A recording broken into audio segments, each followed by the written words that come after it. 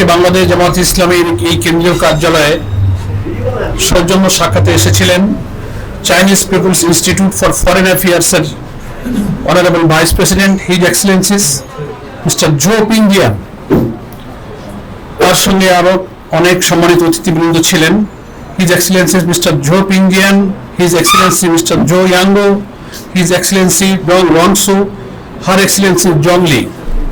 ইতিপূর্বে বাংলাদেশ জামাত ইসলামীর পক্ষ থেকে দুইবার একটা ডেলিগেশন যে চায়না সফর করেছেন, সেই অভিজ্ঞতা সম্মানিত আমির জামাত এই প্রতিনিধি দলের সামনে তুলে ধরেছেন, যারা এসেছেন Chinese People's Institute for Foreign Affairs এর সম্মানিত কর্মকর্তাবৃন্দ এসেছেন আমাদের সামনে। এবং আমাদের সম্মানিত আমির তার অসুস্থতা এবং অপারেশনের পর কিছুটা সুস্থ হওয়ার পর এই প্রথম জামাত অফিসে বিদেশি কোনো ডেলিগেশনের সামনে উপস্থিত হয়েছেন। সেজন্য তিনি আল্লাহর শুকরিয়া আদায় করেছেন এবং সম্মানিত অতিথিবৃন্দকে কৃতজ্ঞতা জানিয়েছেন। এবং আমাদের উভয় নেতৃবৃন্দের সঙ্গে পরস্পর পরিচিতি অনুষ্ঠিত হয়েছে। ৭৫-এর পর থেকে বাংলাদেশের সঙ্গে যে কূটনৈতিক সম্পর্ক, চায়নার ঘনিষ্ঠ প্রতিবেশী সুলভ এবং বন্ধুত্বপূর্ণ সম্পর্কের কথা স্মরণ করা হয়েছে। আমির জামাত বলেছেন যে চীন এবং বাংলাদেশ পরস্পর উন্নয়ন সহযোগী এবং আমরা একত্রে দেশের কি উন্নয়ন করতে পারি উভয় দেশের, এবং বন্ধুত্বের চেয়ে প্রতিবেশী বেশি ঘনিষ্ঠ এবং ব্রাদারলি অ্যাটিটিউড এবং ব্রাদারলি রিলেশন, আমরা এটাকে খুব গুরুত্বপূর্ণ মনে করি চীনের সঙ্গে। বাংলাদেশ অর্থনীতি সহ সামগ্রিক বিষয়ে নিজের পায়ে দাঁড়াবার চেষ্টা করছে, এটা চায়না নেতৃবৃন্দের সামনে আমাদের অমিত সাহেব আশাবাদ ব্যক্ত করেছেন। এবং গত বছরের ২৪শে জুলাইয়ের যে গণ অভ্যুত্থানের মধ্য দিয়ে বাংলাদেশে যে রেজিম চেঞ্জ হয়েছে, ফ্যাসিস্ট সরকারের আমলে জামাত ইসলামীর উপরে কি জুলুম চলেছে, কি নির্যাতন চলেছে, আমাদের নেতৃবৃন্দকে কারাগারে হত্যা করা হয়েছে, হাজার হাজার লোক কারাবরণ করেছে, আমাদের নিবন্ধন কেড়ে নেওয়া হয়েছে, আমাদের অফিসগুলো বন্ধ ছিল, সেই নির্যাতন এবং আমাদের কষ্টের স্মৃতিটা আমির জামাত নেতৃবৃন্দের সামনে স্মরণ করেছেন। এবং তিনি আরো বলেছেন যে একটা ছাত্র জনতার উত্তাল আন্দোলনের মধ্য দিয়ে সেই সরকার বিদায় নিয়েছেন, কিন্তু বিদায় নেওয়ার পরেও ষড়যন্ত্র থেকে তারা থেমে থাকেনি। একটি দেশের আশ্রয়ে প্রশ্রয়ে তারা দেশের বিরুদ্ধে ষড়যন্ত্র করছেন। বিশ্ব পরিস্থিতি, গ্লোবাল পলিটিক্স, গ্লোবাল সিকিউরিটি, নানান কনটেক্সটে এইসব আলোচনা উঠে এসেছে। আমির জামাত সেটা এখানে অবহিত করেছেন এবং তিনি আশাবাদ ব্যক্ত করেছেন যে আমরা কিভাবে একটি নতুন ভবিষ্যৎ, একটি নতুন বাংলাদেশ গড়তে পারি দুই দেশের মধ্যে, সেই সৌহার্দ্যপূর্ণ সম্প্রীতিপূর্ণ আলোচনা তিনি প্রতিনিধি দলের সামনে তুলে ধরেছেন। বাংলাদেশের অর্থনীতি, আমাদের ব্যাংকিং ব্যবস্থা যে একেবারে লুট হয়ে গেছে, করাপশন, অর্থ পাচারে আমাদের অর্থনীতি যে ফোকলা হয়েছে, সেটা তিনি তুলে ধরেছেন। জামাত ইসলামী সবসময় গণতান্ত্রিক প্রক্রিয়ায় বিশ্বাসী এবং একটি নির্বাচনমুখী দল। ওনাদের প্রশ্নের জবাবে আমাদের আমির সাহেব বলেছেন যে সকল গ্রহণযোগ্য নির্বাচনে জামাত ইসলামী ইতিপূর্বে অংশগ্রহণ করেছে এবং আমরা প্রত্যেক পার্লামেন্টে নির্বাচিত হয়ে প্রতিনিধিত্ব করেছি। এবং আমরা জামাত ইসলামী সকল ধর্ম, বর্ণ, নারী, পুরুষ নির্বিশেষে সকলের সমান মর্যাদা, সমান মানবিক, সাংবিধানিক, রাজনৈতিক সকল অধিকারকে আমরা মেনটেন করেই আমরা এদেশে চলি। এবং জনগণ যদি আমাদেরকে দেশ শাসনের দায়িত্ব দেন, তাহলে আমির জামাত বলেছেন যে আমরা শাসক হব না, আমরা সেবক হব এবং সকলেই সমতার ভিত্তিতে প্রত্যেকের অধিকার ভোগ করবেন।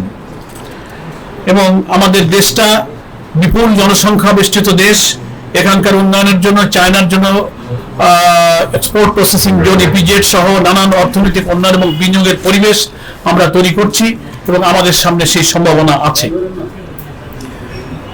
হিজ এক্সেলেন্সি জো পিংজিয়ান বলেছেন, আমরা আজকে এখানে এসে অত্যন্ত সম্মানিত বোধ করছি।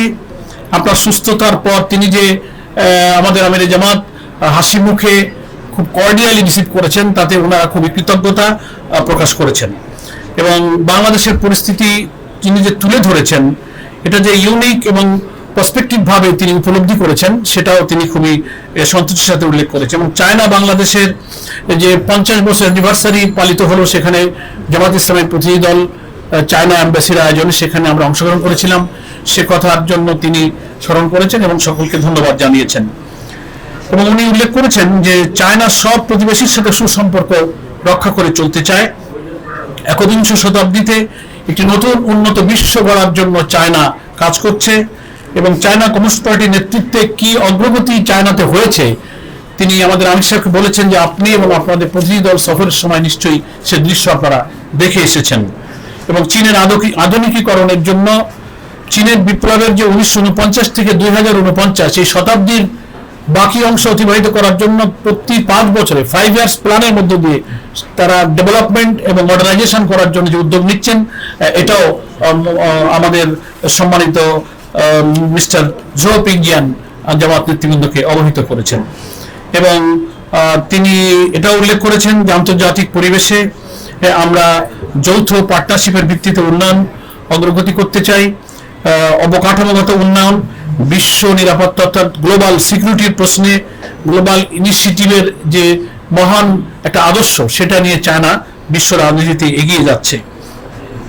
এবং তিনি বলছেন যে কোন দেশ শুধু আয়তনে বড় হলেই বড় হয়ে যায় না, বিশ্ব দরবারে বিশ্ব সভ্যতায় সকলেরই অধিকার এবং মর্যাদা সমান হওয়া উচিত। কৌশলগত স্ট্র্যাটেজিক ডায়ালগ ওনারা প্রয়োজন অনুভব করেন। পার্টি টু পার্টি জামাত ইসলাম এবং চায়না কমিউনিস্ট পার্টি এর একটা সুসম্পর্ক এবং মত বিনিময় এবং স্ট্র্যাটেজিক্যাল ডায়ালগ ওনারা অনুভব করেন। সম্মানিত আমির জামাত ওনাদেরকে ধন্যবাদ জানিয়েছেন এবং সরকারের সাথে সরকার G2G পার্টি টু পার্টি উভয় রিলেশনটা মেনটেন হবে চায়নায়। ওনারা জানতে চেয়েছেন আগামী নির্বাচনে আপনারা অংশগ্রহণ করবেন তার কি প্রস্তুতি। আমাদের হাফিজ জামাত বলেছেন আমরা সবসময় নির্বাচনমুখী দল, আমাদের নির্বাচনের প্রস্তুতি আছে, ইনশাআল্লাহ আমরা নির্বাচনে অংশগ্রহণের যাবতীয় প্রস্তুতি গ্রহণ করছি। মানবাধিকার প্রশ্নটা এসেছে, আমাদের আমির জামাত বিশ্ব পরিস্থিতি, বিশ্বের মানবাধিকার যেখানে যেখানে লঙ্ঘিত হচ্ছে, ফিলিস্তিনের জনগণের প্রতি, গাজার মুসলমানদের প্রতি যে অত্যাচার হচ্ছে সেই মানবাধিকার লঙ্ঘনের কথা তিনি তুলে ধরেছেন। সিরিয়া, ইরাক, ইভেন মায়ানমারের দৃষ্টি আকর্ষণ করা হয়েছে। এসব ক্ষেত্রে বিশ্ব রাজনীতিতে চায়নার একটি উল্লেখযোগ্য ভূমিকা এবং অবদান প্রয়োজন। আলোচনায় ইউক্রেন রাশিয়ার পরিস্থিতিটাও এসেছে, যে সব মানবাধিকার লঙ্ঘনে বড় বড় শক্তি পেছন থেকে যে মদত দেয় এ ব্যাপারে আমাদের সকলের ঐক্যবদ্ধভাবে ভূমিকা রাখা উচিত। His Excellency Mr. Joe Pingyan, please remarks some few words to journalists. Thank you. Good morning, everyone. I wish I could understand the local language so I can better figure out what my friend was briefing about our meeting. But I heard Malay, China, GDI, those were some keywords I can understand. This year marks the 50th anniversary of China-Bangladesh diplomatic relationship. To be exact, it falls on October the 1st in 10 days. And this year also is a China-Bangladesh people-to-people exchange year. So we CPI-FA delegation is honored to be here in Bangladesh to do our part to promote people-to-people exchange, to promote people-to-people diplomacy. China and Bangladesh are good neighbors, good friends, good partners. Since our diplomatic relations 5 decades ago, we have supported each other, treated each other as equals for win-win outcome. China is committed to the policy of good neighborliness and friendship with all Bangladesh people. And we firmly believe by joining hands, China and Bangladesh can deliver more benefits to our two peoples and make more contributions to the region and the world. I thank you very much. চায়নার প্রতিনিধি দল এই প্রশ্ন করেছেন যে আপনারা বাংলাদেশের সামনে সবচেয়ে বড় চ্যালেঞ্জ কি কি মনে করেন। তার মধ্যে এটা আমির জামাত তুলে ধরেছেন যে প্রতিবেশী দেশের পক্ষ থেকে যে কোনো বিষয়ে হস্তক্ষেপ এবং ইন্টারফারেন্সটা আমাদের জন্য একটা বড় চ্যালেঞ্জ। তো সেটা মোকাবেলা করতে হবে জাতীয় ঐক্যের মধ্য দিয়ে। আর দেশের রাজনীতির আর কোনো আভ্যন্তরীণ খুব বিষয় কিন্তু এখানে আলোচনায় স্থান পায়নি।